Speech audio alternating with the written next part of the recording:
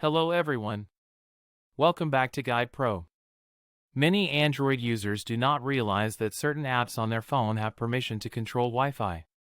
So in this video first we will see how to properly manage Wi-Fi control permission. Then we will briefly discuss why checking this setting is very important for your privacy and stability. Let us start with the steps.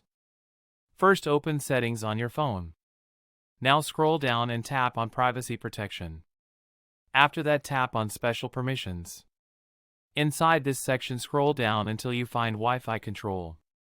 Tap on it. Here you will see a list of all apps that are allowed to control your Wi-Fi connection. Carefully review this list. System apps may require this permission, but third-party apps usually do not need to control your Wi-Fi. If you find any unnecessary or unknown app in this list, tap on that app.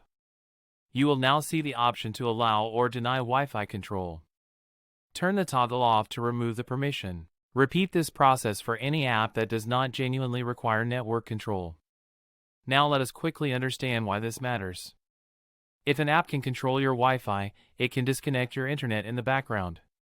It can switch between mobile data and Wi-Fi without your awareness. This may cause sudden connection drops while gaming, streaming, or attending online meetings. In some cases, malicious apps may use this permission to manipulate connectivity for hidden activity.